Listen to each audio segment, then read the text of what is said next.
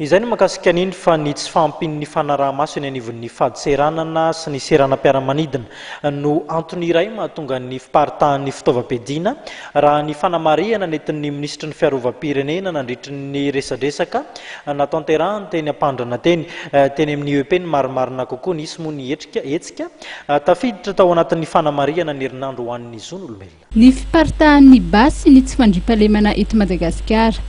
Uloa hevitra io no novelabelazina omaly teto amin'ny UEP Ampandrana tafiditra ao anatin'ny fanamariana ny herinandro ho an'ny zon'olombelona.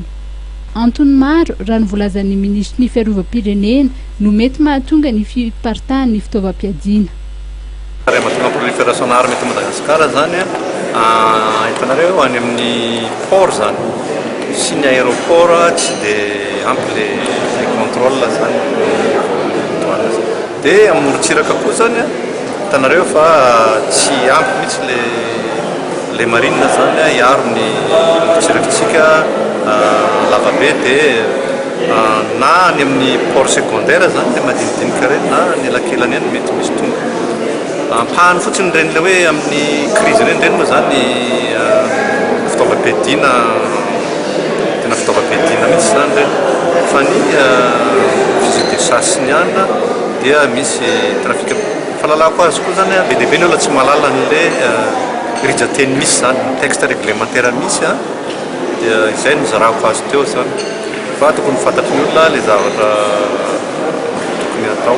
Manoloana izay rehetra izay dia misy ny fepetra efa raisiny ny fitondram-panjakana raha ny nambarany. Solution à court terme dia io ane raha tokony ho izy izay mbola tsy ao anatin'ny trafika any amin'ny bureau sous-préfectoral de la défense sy ny bureau provincial de la défense reny misy listre ny olona manana basy reny zany tokony hanaovana recensement général zany reny dia izay tsy ao anatin'ireny zany dia efa tsy izy fa izany moa tady vola be zany.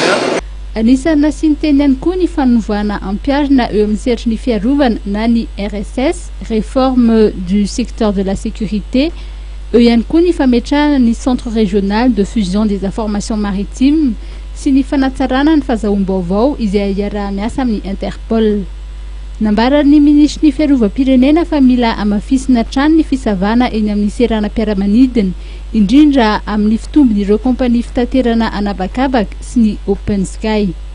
Nisy ireo nilaza omaly fa misy ny tsao mandeha mikasika ny mpitandro filaminana izay maka vola amin'ny ponina na ihany koa mampanofa basy amin'ny dahalo.